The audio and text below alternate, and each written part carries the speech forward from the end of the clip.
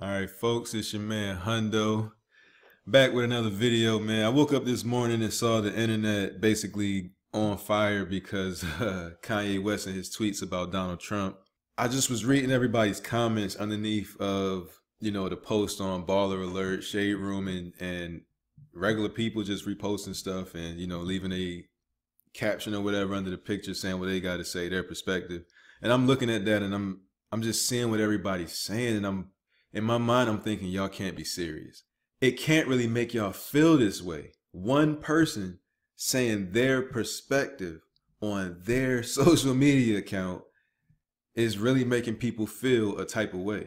I feel like at this point in time, we should be past that. We should be past the confines of group thought. You know what I mean? Where we're thinking like a herd, where we're thinking like a school of fish. We're thinking like a flock of birds. You know what I mean? Or a flock of sheep. Like we shouldn't be thinking that way. At this point in time, somebody's individual beliefs, especially on social media, when it's a troll campaign right before their album is released, I don't think that we should be doing this, man. I don't think that and the other thing that really boggles my mind is how people spread the message. They spread the message when they're not in alignment with the message. They spread the message that they hate. And I've been like watching these campaigns unfold, and it's really teaching me a lot, man.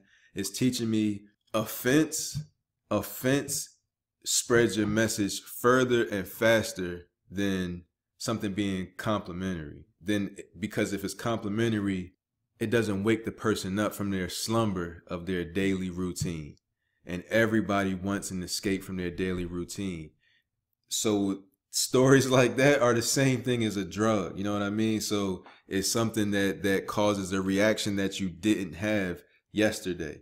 Something that's different. Something that makes you wake up and actually feel alive, even though it's quote unquote hate. But there's passion, right? So hate is really love. You usually hate something that you love that causes you pain, or you know what I'm saying, something that you want to be a different type of way, but it isn't. That's usually what you hate.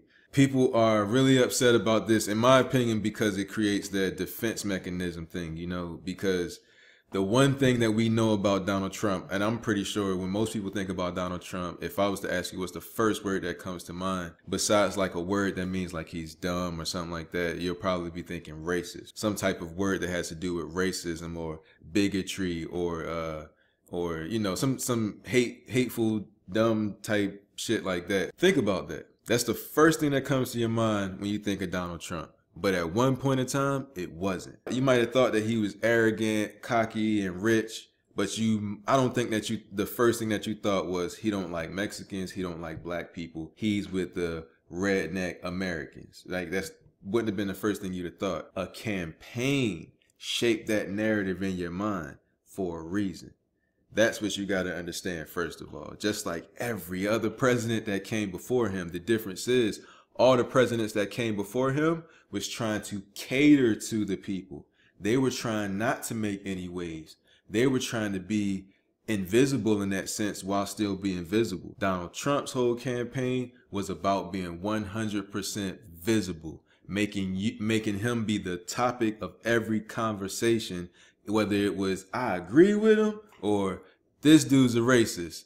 As long as you wasn't talking about Hillary, that's the only thing. So that's how he pretty much won the mental vote of everybody. Not that because he didn't win the popular vote. More people voted for Hillary. But the perspective is that he was everywhere. That was a marketing campaign because everyone else didn't rock the boat. So what everybody's been complaining about since these presidents is that, man, I wish I had somebody that would just speak their mind. And then when you finally get that shit, it's like, oh, no, I don't want that. This dude's a racist. But you don't believe the president before him was a racist? I mean, you wouldn't assume Obama was a racist. You don't believe the president before him was a racist? Or the president before him? Or the one before him? Or the one before him? Or the one before him? Or maybe every president that's ever existed because it's a racist system? I feel like we should know that by now. There's enough political TV shows and movies that have alluded to that fact being true already. We know that they pick the ties and in color with accordance to what we'd expect and accept from our presidential candidates, and the shoes and the clothes and the hand movements when they're speaking from the podium that will convince you the best that they're telling you the truth no matter what the fuck they're saying. So we should already know this stuff by now, man, but we still feed into it. It still makes a wave when they drop the pebble in the middle of the pond and shit. It still makes such a crazy ripple effect. Even to the point where Kanye West saying what he's saying right before his album is coming out, and people are still up in arms like, we don't know this is a marketing campaign? Did we not see Eminem just do the exact same thing? Using black issues and then speaking against Donald Trump, hoping that Donald Trump would say something to him on Twitter, but he didn't. So the campaign didn't work. And then we found later where M pretty much alludes to the fact that, damn, I was disappointed that he didn't, respond to my troll. And now Kanye gets a tweet from Donald Trump and Kanye's followers go crazy, right? And the entire internet is going crazy right now, right? Everybody's talking about him. It's on the radio stations. I just heard this morning on the radio. I saw it on the internet. They're talking about it on the radio, on the internet. every popular media, every popular media outlet that exists is going to talk about it. TMZ, the Shade Room, Baller Alert already talked about it. If you go on YouTube, the first live stories are the news, like NBC, CNBC. All of these people are talking about it. That's a successful album rollout. That's one of the most successful album rollouts you'll probably ever see. It's on a presidential level. The last thing I remember a president saying about Kanye was that he was an asshole because he took the microphone from Taylor Swift. And that was a black guy. And Kanye was speaking up for black issues in that arena. He was still being outspoken then. You see what I'm saying? It's the exact same pattern. He ain't doing nothing different than what he's already been doing. But because it's not some issue that we can relate to, like when he said President George Bush don't like black people, when he said that, it was like, yeah, you got to speak for us, even though it might put you in jeopardy, even though it wasn't the best thing to do on live TV and you're going to receive a whole bunch of backlash. Yes, speak for us. Thank you. But when he's speaking for his freedom of speech, we crucify him. I just want people to see that type of shit. Of course, you don't want to hear a Klansman's point of view if he's speaking against you. That just doesn't make sense. That's counter intuitive, and your life would be in jeopardy. So your fight or flight instinct would never allow that to just be. But if you silence the Klansman, eventually another group will silence you for your perspective. So if you want to be able to say what you actually feel, not what people want you to say, then you have to fight for everybody's freedom, even the ones you don't fucking agree with. That's the theme behind Kanye's Twitter rants. That's the theme, the mission statement behind the album rollout, right? Because you have to have some type of noble intent attached to your marketing campaign in order for people to feel attached to it and have passion that says, yeah, I fight for this. That's the same thing with Yes We Can. Yes We Can put a black man in office and then make America great again. We all know what that insinuates. It's the exact same thing. Everybody does it. I don't know what Hillary's was at all. I don't remember hearing it. It didn't reach me. You see what I'm saying? And I didn't even tune into the debates. I heard it because it spilled into my life. That's what Kanye's doing to you. He's spilling into your life. You're going to hear it on the radio in the morning, whether you want to or not. You're going to hear it on the news in the morning, whether you want to or not. Somebody's going to be talking about it at work. Somebody's going to be posting it, one of your friends on their social media, and then some social media news outlet or something that you follow is going to be talking about it too. So it's going to spill into your life whether you want to or not. And he has an album coming out. So the awareness level that's on this one human individual is godlike right now. He's pretty much everywhere because everybody's thinking about him at the same time. That's some powerful shit. And we fed right into it. You see what I'm saying? Like, that's a marketing campaign of genius level, of Trump level, actually. Another thing that was pointed out, I did see that Roseanne came out with a new show, and I didn't even know that shit was coming out. But the only reason that I know Roseanne had a show coming out is because I seen the headline saying that she was a Donald Trump supporter. I was like, damn, when you think about it, that show is about people in that demographic, the ones that would identify with the struggles that Trump was saying he was identifying with, but he doesn't identify with. It's a fucking marketing campaign to get people to, you know, create this narrative to get these two fighting. So it's a story, and then nobody's talking about Hillary. And then kind of find out the show did really, really well because of that marketing campaign. It was a fucking rollout. Anybody that attaches themselves to Trump or does anything around Trump makes money in the end because there's so much attention that comes to them because it's such a scary topic. It creates the fight or flight shit. It creates people who go straight into their defense mechanism, whether you're for them or against them. You go straight into your defense mechanism, and when you do that, you become stupid. The blood literally leaves your brain and goes into your limbs and extremities so that you can fight or run. You become dumb. Then we get into these instinctual battles and these instinctual perspectives that make us just say Kanye's in the sunken place or he's crazy or whatever, just because everybody else feels that way. Because that fear makes you so narrow-minded that you only see the one thing in what he said. You don't ask to think, well, why did he say that? No, he can't say that because he's black. That's the point. He's not supposed to say that because he's black. That's the perspective. That's where it gets narrowed down to when you go into that instinctual self. Instead of just asking, well, what does he mean when he says this? Because we don't remember a while ago, Donald Trump was just a billionaire that was seen with multiple races, that was doing business and contracts with multiple races. And I had never heard that he was racist. You know what I'm saying? One of my people that I admire the most, Robert Kiyosaki, admires Donald Trump, works close with him. They did a book together, and that dude speaks real shit. You know what I'm saying? I've never heard him say anything down towards Donald Trump.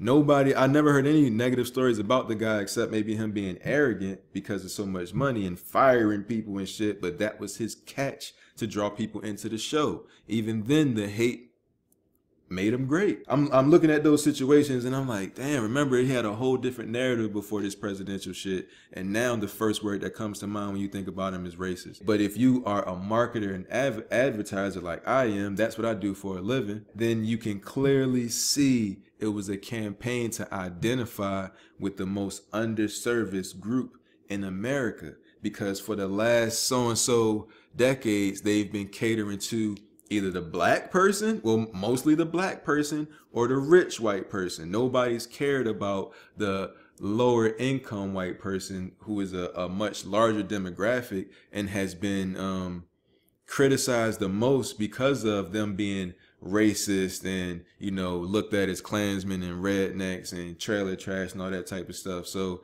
when somebody finally comes through and says, no, I'm riding for the group that nobody wanted to identify with for the last so-and-so years, they finally got a hero. And that shit gonna make more waves than when everybody was just trying to pander to the black person. You see what I'm trying to say? Now, instead of, like, Obama was the last one to say, you know what, we accept gays, we accept white, we accept black, we accept every single body, because that's what a black person would have to do, be about unity. So the next person, in order to make people feel something, couldn't be saying the same message. They had to be saying something different, not because they feel that way, but because they want to win. Do you understand what I'm trying to say? Not because Kanye is in love with Donald Trump, but because he knows that his album gonna pop. Not because Eminem, not that Eminem doesn't feel the way that he feels about black people, but you know he was using the whole Trump shit. That's why he was rhyming the orange and all that shit, and it was a whack rhyme really for Eminem. It was a whack rhyme. That's why that shit didn't work, because it was marketing. It didn't come from the heart. You see what I'm saying? All I'm trying to say is it's all marketing, and we're treating it as if it's real. We're yelling at the TV screen, telling the chick not to trip over the stick. You dumb bitch, you tripped over the stick. I know you, I fucking hate white people. It's not real. It's just a movie. And because black people didn't get a lot of roles back then, you're usually going to see the white person tripping. And that turned into a whole storyline of, you see what I'm trying to say? It just shapes your perspective, and the shit not even real. You already seen Ebro talk, well, you might not have seen, but just look for the tweet where Kanye screenshot Ebro conversation, and he's like, I want 15% for making that interview great again. And he's like, yo, this is all part of the fucking campaign. Like, and people going ham, they going so crazy over him saying, I like the guy because he speaks his mind. He has free thought. But I don't agree with his politics, right? That makes perfect sense to me. I don't see anything wrong with that. So I don't, isn't that okay? Didn't most people like Donald Trump before he became a politician? But we can't separate the two because he said some shit about a wall. And once racism gets in your mind, fight or flight, and you can't get past that. That's danger, danger, danger. So seeing a white person next to a black person and a white person that we think is racist next to a black person, it just looks like, what the fuck? That's like seeing a lion and a gazelle, and the gazelle's just standing there not knowing it's about to get ate. That's what it looks like in your mind. It's like, why the fuck are you standing beside the lion? I'm going to tell you why he's standing beside the lion. Because he got an album coming out very soon, and he's making some of the craziest waves ever. The last person to try to use Trump, well, besides Roseanne, but the last person to try to use Trump for an album rollout in particular was Eminem. It just didn't work. If it would have worked, there would have been a fallout after Donald Trump tweeted back at Eminem. It would have been some type of back and forth in a negative way, and we would have been seeing those tweets screenshotted and passed through all the social media outlets. And we'd have been commenting on those like, yeah, get that motherfucker. It's nice to see a white guy standing up for black niggas, yeah. But now Kanye is like, yo, you know what, man? It's nice to have a motherfucking office speaking his mind. I fucks with that. That's dragon blood right there. Me and him, we both say what the fuck we want to say, whether we think it's the best thing to do or not, because we think the best thing to do is to say what the fuck we want to say, and I bang with that nigga for that shit. I don't agree with his politics. That shit look fucked up, but hey, in all actuality, politics is an agenda handed down to him that he just speaks from the fucking podium. So it confuses me when people feed into it as if it's real. I was looking at what he was saying, the noble part of the campaign is, you know, like I said, being outside of group thought, being outside of herd thought. Group thought is basically having one mind. It's when you make a group of people into one person. So you can control that entire group as if controlling one person, because you know their expectations, you know their hopes, their beliefs based on their belief system. So you create one group, you give them half truth, and then you let them fill in the blank. You create another group by giving them the other half of the truth and let them fill in the blank. And then you have two groups that fight against each other, right? So you have the Republicans and the Democrats, the same type of shit. So everybody thinks that they're right because they have some truth, right? So there's an example in reality that confirms what they believe is true. But then there's the other part, which is a belief system, a set of beliefs that are invisible and intangible that can't really be proven. And that's what they fight over, that dumb shit. And then somebody else up here has created those two, you know, base points. So, and those two are fighting against each other, and the kingdom divided can't stand. So when you look at that type of shit, it's like, so group mind is very, very dangerous. Hive mind is very, very dangerous. You can control the entire hive if you just take the queen and put her where you want her, right? The entire hive has to go with it. If one sheep goes off of a cliff, the rest of them behind it will continue to go over the cliff. Even though they can see the danger, the other sheep is going over the cliff, so I guess it's safe to go over the cliff. That's herd mind, right? That's why group thought very dangerous, because it doesn't question reality objectively. It just goes with a perspective that's pretty much handed down, which is pretty much, like I said, the fight or flight perspective, which makes things very narrow, which so you don't question things because you're acting dumb, right? There's no blood flow in the brain, it's all in the body, so you're not thinking, and you're thinking instinctively. One thing that came to mind when I was looking at this campaign, this marketing campaign, and the noble side of what he's saying, because he is challenging our thought. That's why it's causing the waves that it's causing. That's what happens when somebody challenges herd thought. There's a wave made, and then everybody calls that person crazy, and then 50 years from now, everybody calls that person a genius. Most of the geniuses, most of the legends that you love today were at one point in time crazy and looked at as fools. What they believed in became true. Then it's taught to you from such a young age that it's always been true. Kanye is basically trying to challenge us in our thought. That is 100% true, but it's also attached to a campaign, which made me think of Window Seat by Erykah Badu. I don't know if y'all remember this, but there was a video with Erykah Badu. This was before I knew that art was symbolic, right? This was before I knew that there was like hidden messages in music and in the music videos to demonstrate some type of perspective. Before I knew that there was some underlying moral in the movie that was trying to be portrayed other than what was told in the surface level of the story. So in the video, it's just Erykah Badu getting naked, slanging the wagon, right? Like pulling the radio flyer behind her, and it's like, oh shit. So that's the first thing I heard about it was, yo, Erykah Badu is slanging in the video. You gotta find that shit. You gotta watch it. So I looked for it. I didn't find the unedited version at this point in time. I'm kind of glad that I didn't, because for just my reasons or whatever. I found the video that was public, and I didn't understand what the fuck she was doing. I'm like, why in the world is Erykah Badu, the queen, showing her body in public in this video and it's called Window Seat, but she walking through the streets of Dallas? I don't understand. I don't understand what she's doing. Why is she taking off her clothes? I can't believe she's doing this. There's kids over there. Like, I didn't, you know what I mean? I'm like, yo, this is crazy. So I didn't get it. Then at the end, she gets shot, assassinated, and then blue blood's coming out. And I'm like, what the fuck does that mean? I'm like, is that the ATLians thing? Like with Andre 3000? Didn't I see something where they was like bleeding blue blood or something? So I'm like, damn, is that what it mean? I don't know. This shit is just weird. I do not know what's going on. And all this time, one of my favorite songs from her is On and On.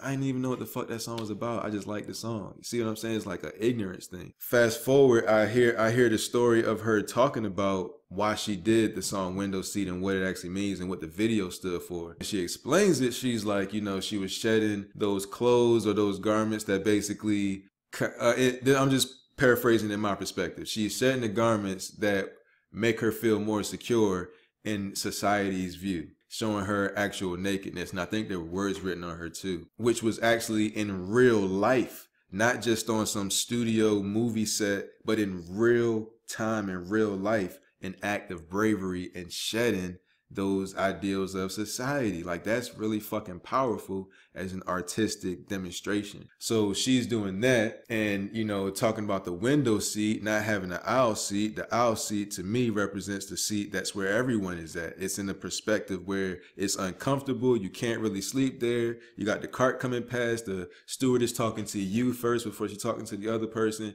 It's just uncomfortable. And then, like I said, the whole aisle here, you can't look out the window. You can't really see the ground from the window, and anything on the ground would have to be relayed to you in a message from this person. So she wants a window seat. She don't want nobody next to her. So that means she don't even want nobody on this side of her. That's what I'm assuming.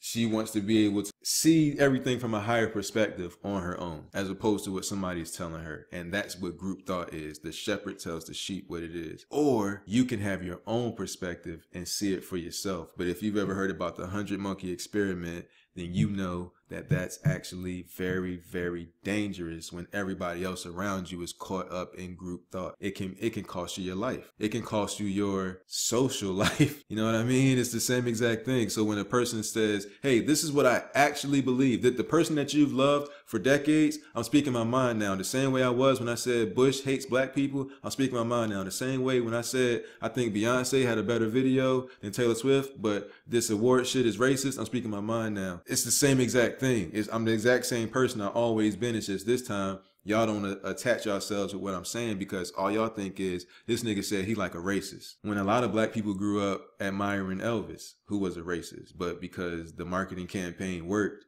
you know, they still listen to Elvis. There's a lot of people that are racist that you admire that haven't come out of the closet and said they're racist yet. We just don't know, so we can't assume.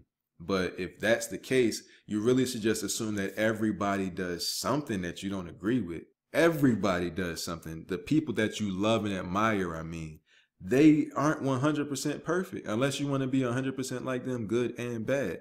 Because just about everybody has a part of them that they deem unworthy, that they're ashamed of, or that they have outgrown or matured past. Everybody has that. So if that's the case, you have to assume that everyone that you admire loves a racist, you know, when in that sense. So I don't understand why when somebody speaks their mind when truth should be the most honorable thing, when integrity, being the same behind closed doors as you are in public, should be one of the most admirable things that we champion, because it's one of the, it's lacking. And that's why when somebody does what the fuck they want to do and says what the fuck they want to say, it seems so foreign, because all this time we've been very politically correct, and we've been teaching generations to be politically correct. So we've been teaching them, don't bully, don't say what you actually feel. You know, when you're in a certain environment, you have to be professional. When you're in a certain environment, you have to be polite. When you're in a certain environment, you have to have table manners. Like, we have all these individual sets of rules and belief systems that we got to keep up with in order to be correct in a public place. I mean, what the fuck, man? Who gave us these, and who said that we should have to follow them? Like, why do I have to agree on where the fork goes or where my elbow goes because of some motherfucker that existed that didn't even relate to what the fuck I got going on right now? Why do I have to throw out the baby with the bathwater? Because Obama did some shit that has affected people's lives as well. We just don't know about it because it didn't affect us. It didn't affect America, really. At least not my America. It didn't affect me. So Obama's done some shit that has also affected other countries from the information that I've received. So, but I don't see anybody demonizing him. Not anybody that's the same color as him. I don't see it. You see what I'm saying? So it's like because when we love the person, we look over the shit. We blanket any other thing. When we hate the person, we see all the evil they do, and we can't even see the good that they do. And then when somebody that we fuck with stand beside that person, like, the fuck is going on here? This nigga in a sunken place, mental illness, the nigga crazy. He don't know what he doing. No, he rolling out an album, and he know that y'all emotional. He know that y'all all afraid of Trump in real life, so all he got to do is stand next to him and take a picture with gold hair, and y'all going to make y'all own narrative and story up, and then he going to respond back and forth with y'all, and then that's going to get spread, and then he going to drop something on y'all, and then that shit going to go, and people going to still be playing his music. It's still going to be on the radio. Shit crazy, man. It's like everybody's still going to feed into it, and then somebody else going to see that and be like, oh, shit. Just like academics say, all you got to do is upset Black Twitter. If you upset Black Twitter, they'll promote your shit for you. If you say dark-skinned Black women is ugly and shouldn't wear bright lipstick, dark-skinned women shouldn't wear blonde weaves, that's all you got to do. Let that shit go. This motherfucker, they're going to look all through your life and find shit to say about you. All through your life. Some people just going to take the beginning of the narrative and just tweak that about you and at you in it. People going to be like, who is this guy? And follow you and be like, let me follow this dickhead so that I can see all the dumb shit he do from now on. Follower going up, attention going up, awareness going up. That's called branding. That's all you got to do. People, it's like, man, these marketing campaigns is totally different these days. See through the bullshit, man. See through the bullshit. Don't let your emotions run you. Understand that they're trying to push your buttons on purpose. Whenever they say something out of their mouth, ask yourself, what is their intention when they're saying this? What is their emotional reaction they want me to have when they're saying this? That's what I ask myself, because I'm an advertiser and a marketer. And that's the question you have to ask yourself when you're creating your campaign. So when you're creating your campaign, you're thinking about, you're kind of reverse engineering it from their side and working that way. So when you hear the message, when you see a commercial, you have to ask yourself, what do they want me to believe at the end of this? When you watch a movie, what was the moral what was the emotional, invisible moral they wanted me to walk away with this? When Kanye West say, I love Donald Trump, you have to say, okay, nigga. Nobody would just say that without any explanation unless they wanted me to say, yo! You know, and have some type of crazy reaction. Nobody would do that. You just have to use your common sense and know that. But maybe that's just me thinking like an advertiser. I know that that's clickbait. I know that that's clickbait. And the people who disagree with the statement will retweet it the most. That's the crazy thing about it, man. It is amazing. It's amazing. But yeah, I'm done. Thank y'all for watching. If you watched to the end, I appreciate your time and attention, man, because you can't get that shit back. So thank you for your investment.